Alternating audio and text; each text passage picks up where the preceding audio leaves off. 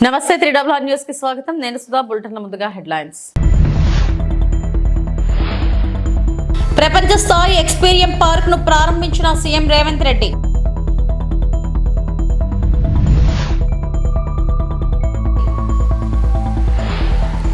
రేపే ఇస్రో 100వ ప్రయోగం. Count time షురూ.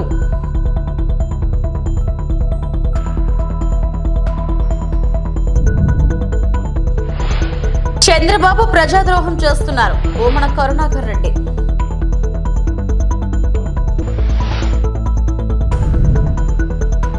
రంగారెడ్డి జిల్లా ప్రొద్దుటూరులో ప్రపంచ స్థాయి ఎకో ఫ్రెండ్లీ ఎక్నిపిరియం పార్క్ ను సీఎం రేవంత్ రెడ్డి ప్రారంభించారు. ఈ కార్యక్రమంలో మంత్రి జూపల్లి కృష్ణారావు, ప్రముఖ సినీ నటుడు చిరంజీవి, ప్రభుత్వ విప్ మహేందర్ రెడ్డి తదితరులు పాల్గొన్నారు. ప్రపంచ స్థాయి ప్రమాణాలతో 150 ఎకరాల్లో ఈ పార్క్ ను తీర్చిదిద్దారు. దీనిలో 25,000 జాతుల మొక్కలు ఉన్నాయి. 85 దేశాల నుంచి దిగుమతి చేసుకున్న అరుదైన వృక్షాలు, చెట్లు ఉన్నాయి. ఎక్స్పీరియం పార్క్ లో 1,00,000 నుంచి 3.5 కోట్ల విలువ చేసే అరుదైన వృక్షాలను అందుబాటులో ఉంచారు. ఇప్పటికే పలు వృక్షాలను సినీ, రాజకీయ, వ్యాపార ప్రముఖులు కొనుగోలు చేశారు. రామ్ దేవ్ 6.5 ఏళ్ల పాటు శ్రమించి ఎక్స్పీరియం ను తీర్చిదిద్దారు. దీనిలో వివిధ ఆకృతుల్లో రాక్ గార్డెన్ ను సిద్ధం చేశారు. 1500 మంది కూర్చునేలా ఎంపీ థియేటర్ ను ఏర్పాటు చేశారు. 150 కోట్ల విలువైన మొక్కలు, చెట్లు, వృక్షాలు కలిగిన ఏకైక పర్యాటక ప్రాంతంగా ఇది నిలిచింది.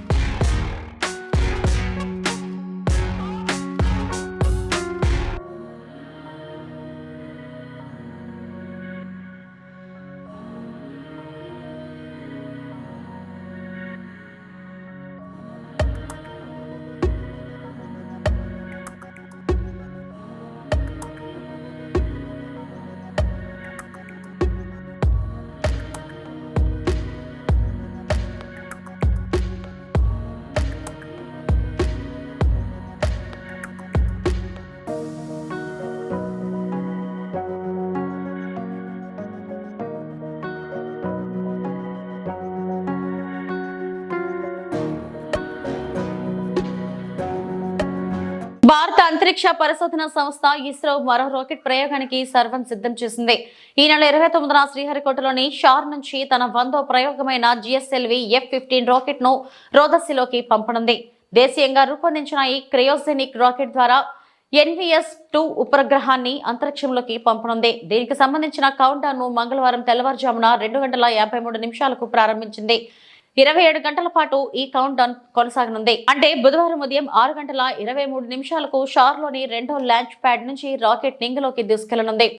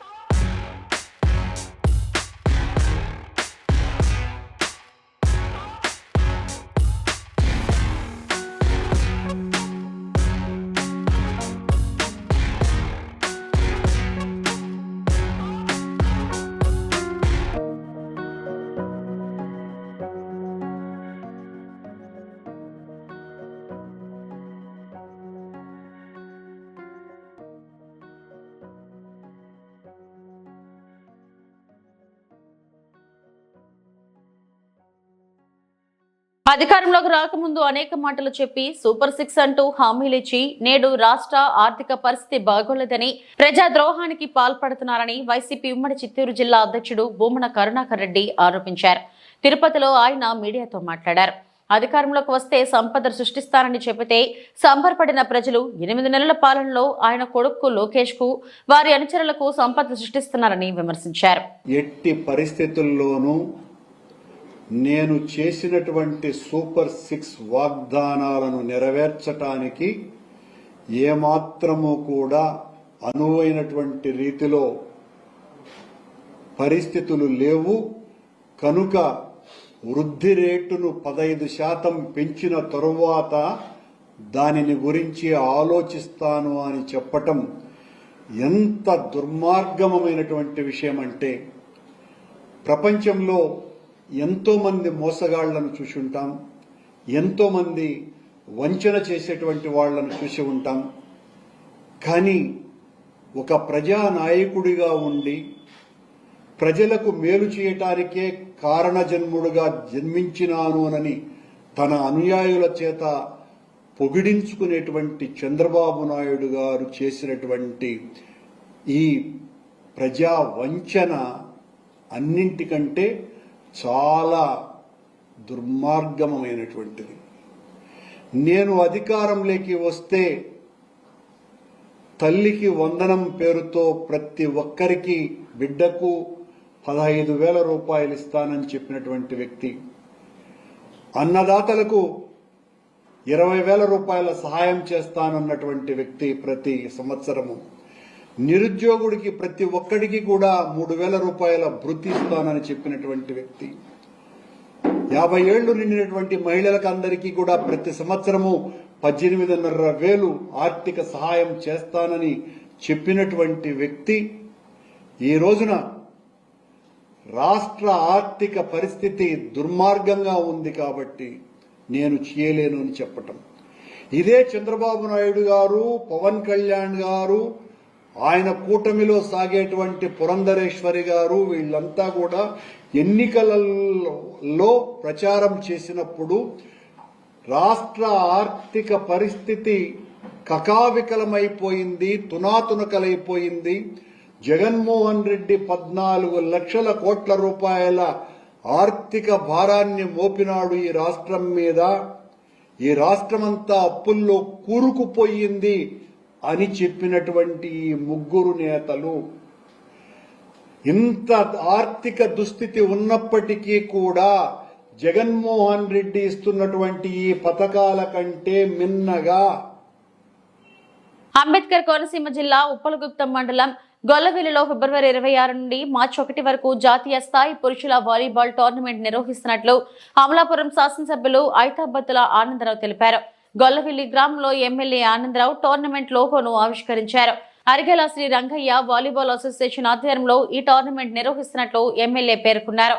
6 రాష్ట్రాల నుండి జాతీయ స్థాయి వాలీబాల్ క్రీడాకారులు ఈ టోర్నమెంట్ లో పాల్గొంటారని ఎమ్మెల్యే తెలిపారు. క్రీడల ప్రోత్సాహానికి తన వంతు కృషి చేస్తున్నానని, ప్రజలు అంతా సహకరించాలని ఆయన కోరారు. అమలాపురం నియోజకవర్గంలో క్రికెట్ స్టేడియం నిర్మాణానికి ప్రయత్నాలు ప్రారంభించారని ఎమ్మెల్యే ఆనందరావు వెల్లడించారు. జాతీయ స్థాయిలో క్రీడలు నిర్వహించడంలో చాలా పేరు ప్రఖ్యాతులు ఉన్నటువంటి గ్రామం ఇది. ఒకనాడు జిల్లా స్థాయిలో ఈ కార్యక్రమాలు జరిగితే తర్వాత మాజీ హోంశాఖ మార్చులు ప్రస్తుత శాసనసభ్యులు రాజప్ప గారి ఆధ్వర్యంలో జాతీయ స్థాయిగా ఇక్కడ మొట్టమొదటిసారిలో ఈ వాలీబాల్ ఈవెంట్ జరిగింది. తర్వాత వైసీపీ ప్రభుత్వం తర్వాత 5 ఏళ్ళు గ్యాప్ తర్వాత మళ్ళీ ఇప్పుడు కూటమి వచ్చిన తర్వాత మళ్ళీ ఆగిపోయినటువంటి కార్యక్రమాన్ని తిరిగి నిర్వహించాలని దేశంశెట్టి లక్ష్మీనారాయణ గారు, అరిగెల నానాజీ గారు ముందుకొచ్చి గ్రామస్తులందరూ అనుకుని ఈరోజు మరో గొప్ప కార్యక్రమాన్ని తిరిగి మళ్ళీ ప్రారంభిస్తున్నందుకు వారిని అభినందిస్తూ, ఏదైతే ఈరోజు శ్రీ అరిగెల శ్రీరంగయ్య గారు పేరు మీద వారి మెమోరియల్ ట్రస్ట్ మీద జాతీయ స్థాయి మెన్ వాలీబాల్ నిర్వహిస్తూ 6 రాష్ట్రాల నుంచి 6 టీములు వచ్చి డే అండ్ నైట్ మ్యాచ్లు ఆడి 4 రోజుల పాటు ఈ కోనసీమ ప్రాంత ప్రజలందరినీ అలరించబోతున్నారు. అందుకే నేను అందరినీ కోరుకుంటున్నాను, ఈ మండలం నుంచి కానీ, ఈ నియోజకవర్గం కానీ, జిల్లా కానీ ప్రతి క్రీడా స్ఫూర్తున్న ప్రతి నాయకుడు, క్రీడలను ప్రేమించే ప్రతి వారు కూడా దీంట్లో పాల్గొని దీనికి అవసరమైనటువంటి సలహాలనిచ్చి సహకారాన్ని ఇచ్చి ఈ యొక్క నేషనల్ వాలీబాల్ టోర్నమెంట్ని జయప్రదం చేయాలని కోరుకుంటూ మీడియా మిత్రులు కూడా దీన్ని ప్రెస్టేజ్గా తీసుకుని ఈ యొక్క ప్రాంతాన్ని ఎక్స్పోజ్ చేయడానికి, క్రీడా స్ఫూర్తిని ఎక్స్పోజ్ చేయడానికి మీ వంతు కూడా మీరు కృషి చేయాలని కోరుకుంటూ, అలాగే ఈ యొక్క క్రీడలు ఎక్కడితో ఆకుండా శాశ్వతంగా ఈ ఊర్లో ఈ కార్యక్రమం జరిగేలాగా ముందుకు తీసుకెళ్ళడానికి మనందరము సహకరిద్దామని నేను కూడా శాసనసభ్యుడిగా నా వంతు సహకారాన్ని నేను పూర్తిగా ఇచ్చి ఈ కార్యక్రమం జయప్రదం అవడానికి నేను, ప్రభుత్వము అందరూ కలిసి ముందుంటామని తెలియజేసుకుంటూ ఈ సందర్భంగా మీ యొక్క స్ఫూర్తిని, మీ యొక్క అంకిత భావాన్ని, మీ యొక్క స్ఫూర్తిని, ఈ కమిటీ యొక్క గొప్పదనాన్ని అభినందిస్తూ మరి ఫిబ్రవరి 26, 27, 28 ఈ 3 రోజుల్లో మార్చి 1 మళ్ళీ ఈ 4 రోజుల్లో జరిగే ఈ ఈవెంట్లన్నీ కూడా జయప్రదం చేయాలని ప్రతి ఒక్కరిని పేరున కోరుకుంటూ ఇప్పుడు ఎంతమంది అయితే వచ్చారో ఇంకా ఎవరైతే నెల్లూరులో అక్రమ బిల్డింగ్ అని కోల్చేసిన భవన యజమానులు బాలకృష్ణారెడ్డి కుటుంబ సభ్యులను జిల్లా వైఎస్ఆర్సీపీ జిల్లా అధ్యక్షుడు కాకాని గోవర్ధన్ రెడ్డి, నగర ఇన్ఛార్జ్ ఎమ్మెల్సీ చంద్రశేఖర్ రెడ్డితో కలిసి పరామర్శించారు. ఈ సందర్భంగా గోవర్ధన్ రెడ్డి మాట్లాడుతూ మంత్రి నారాయణ చేస్తున్న పనులు దుర్మార్గంగా ఉన్నాయని, అధికారులు నారాయణ చెప్పినట్లు చేస్తే మీకు ఉద్యోగాలు లేకుండా పోతాయని అన్నారు. అలాగే చంద్రశేఖర్ రెడ్డి మాట్లాడుతూ మంత్రి నారాయణ అవలంబిస్తున్న విధానాలు చాలా ఘోరంగా ఉన్నాయని, పొగతోతలో డాక్టర్లను వేధించడం ఎప్పుడూ చూడలేదని అన్నారు. కార్యక్రమంలో పెద్ద సంఖ్యలో నాయకులు, కార్యకర్తలు, అభిమానులు పాల్గొన్నారు.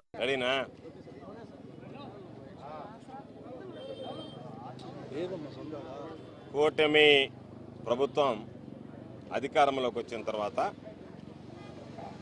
విధ్వంసకరమైనటువంటి పరిపాలనకు శ్రీకారం చుట్టి ప్రతినిత్యం వైఎస్ఆర్ కాంగ్రెస్ పార్టీ శ్రేణుల మీద దాడులు, దమనకాండ కొనసాగించేటువంటి నేపథ్యంలో దానికి పరాకాష్ఠగా ఈరోజు పాపం సోదరుడు బాలకృష్ణారెడ్డి ఉండేటువంటి ఇంటిని కూల్చివేయడం జరిగింది.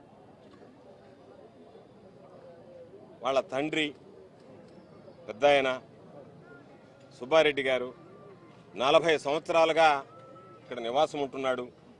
ఇంటికి సంబంధించి 80 సంవత్సరాల డాక్యుమెంట్లు ఉన్నాయి, చేతులు మారాయి. ఈరోజు వాళ్ళ దాంట్లో ఉన్నటువంటి ఇంటిని పునర్నిర్మించుకున్నారు. పునర్నిర్మించుకుని కూడా దాదాపు 6-7 మాసాలుగా ఈ కార్యక్రమం కొనసాగింది. ఈరోజు చంద్రబాబు నాయుడు చెప్తున్నాడు, నేను సంపద సృష్టిస్తాను అని చెప్పి ఒక వ్యక్తి 6 కాలం కష్టపడి ఆ కుటుంబం ఒక ఇల్లు నిర్మించుకుంటే దాన్ని కూల్చివేస్తే ఇది నేషనల్ వేస్టేజ్ అవుతుందా, సంపద సృష్టి అవుతుందా అనేటువంటిది కూటమి ప్రభుత్వంలో ఉండేటువంటి పెద్దలు చంద్రబాబు నాయుడు చెప్పాల్సినటువంటి అవసరం ఉంది. కాబట్టి కక్ష సాధింపులకు పాల్పడతాం, ఒక పద్ధతి పాడు లేకుండా మా ఇష్టారాజ్యంగా వ్యవహరిస్తామని చెప్పి ఈరోజు ఈ ప్రాంతానికి సంబంధించి మున్సిపల్ శాఖ మంత్రిగా ఉన్నటువంటి నారాయణ గారు, నోడా చైర్మన్గా ఉన్నటువంటి కోటమిరెడ్డి శ్రీనివాసరెడ్డి గారు మా ఇష్ట ప్రకారం మేము వ్యవహరిస్తాం, మాకు ఎవరు వ్యతిరేకంగా ఉంటే వాళ్ళు ఇల్లు కూల్చేస్తాం, మాకు అనుకూలంగా ఉన్నటువంటి వాళ్ళని వదిలేస్తాం అన్నట్టుగా ప్రవర్తించడం సరైనటువంటి పద్ధతి కాదు. కాబట్టి నారాయణ తెలుసుకోవాల్సింది, ఈరోజు పరిపాలన అంటే స్కూళ్ళు నడపడమో కాలేజీలు నడపడమో కాదు. ఈరోజు పరిపాలన అంటే ప్రజలందరి చేత ఈరోజు ఎవరైతే నీకు ఓట్లు వేశారో, ఎవరైతే నిన్ను శాసనసభ్యుడిగా గెలిపించారో, నువ్వు శాసనసభ్యుడిగా ఈ ప్రాంత ప్రజలు ఆశీస్సులు అందించబట్టి గెలిచి మంత్రి అయ్యావు. కాబట్టి అటువంటి నేపథ్యంలో నా ఇష్టారాజ్యంగా వ్యవహరిస్తానంటే ఈరోజు పాప రకరకాలైనటువంటి జీవోలు తెస్తున్నాడు నారాయణ. ఒక జీవో కూడా తీసుకురా, వైఎస్ఆర్ కాంగ్రెస్ పార్టీకి సంబంధించినటువంటి కొట్టేస్తాం, తెలుగుదేశం పార్టీ వాళ్ళు జోలికి పోమని చెప్పి జీవో తెస్తే అదేనా తెస్తే బాగుంటుంది తప్ప అవన్నీ పక్కన పెట్టి ఇదేమో మీ జాగీర్లాగా మీ ఇష్ట ప్రకారం మీకు ప్రజలు ఓట్లు వేసి గెలిపించింది మీకు ప్రజలకు సేవ చేయమని కానీ మిమ్మల్ని జాగీర్లాగా ఏలమని కాదు. కాబట్టి మీరు అనుకుంటున్నారేమో మా ఇష్ట ప్రకారం మేము ఏలతాం, మా ఇష్ట ప్రకారం మేము ఈరోజు చేస్తామని చెప్పి పాపం ఇది ఇప్పటికే న్యాయస్థానంలో ఉంది. న్యాయస్థానంలో ఒకసారి సమీక్షిస్తున్నప్పుడు దాన్ని న్యాయ పరిధిలో ఉన్నప్పుడు దీనికి సంబంధించినటువంటి దాంట్లో న్యాయస్థానాల పరిధిలో ఉన్నప్పుడు వాటన్నిటిని అతిక్రమించి ఈరోజు కోర్టును కూడా లెక్క చేయకుండా మీ ఇష్టారాజ్యంగా వచ్చి వాళ్ళని దౌర్జన్యంగా అక్కడి నుంచి తరలించి వాళ్ళ సామాన్. తిరుమల శ్రీ వెంకటేశ్వర స్వామి వారిని ఇస్రో శాస్త్రవేత్తలు దర్శించుకున్నారు. మంగళవారం ఉదయం వీఐపీ విరామ సమయంలో స్వామివారి సేవలో పాల్గొని మొక్కులు చెల్లించుకున్నారు. GSLV F-15 నమూనాను శ్రీవారి పాదాల చెంత ఉంచి ప్రత్యేక పూజలు నిర్వహించారు. దర్శనానంతరం రంగనాయకుల మండపంలో వేద పండితులు వేదాశీర్వచనం అందించగా ఆలయ అధికారులు స్వామివారి తీర్థ ప్రసాదాలు అందజేశారు.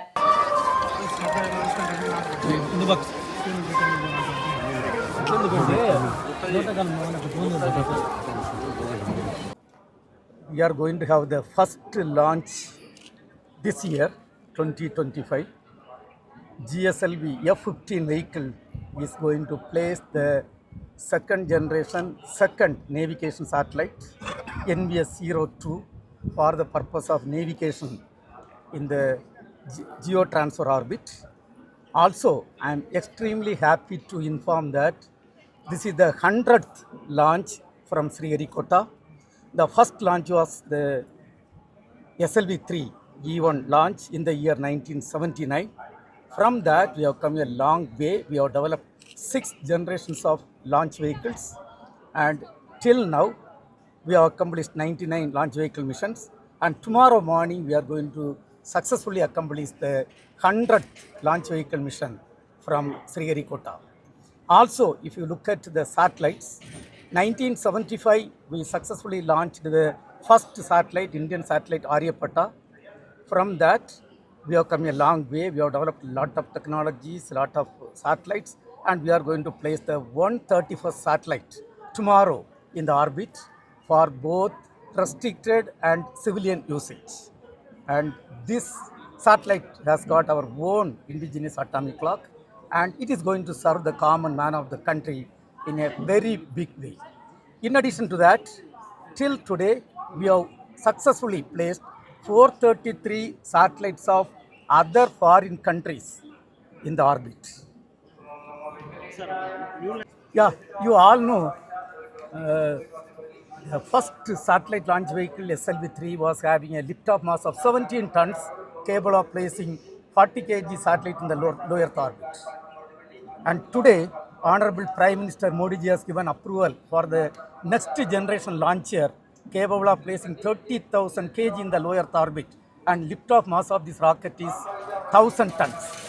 And today we are having 2 launch pads in Sriharikota, and using that launch pad, this rocket cannot be launched, and we are going to build a third launch pad with a cost of something around 4,000 crore, capable of lifting off the next generation launcher.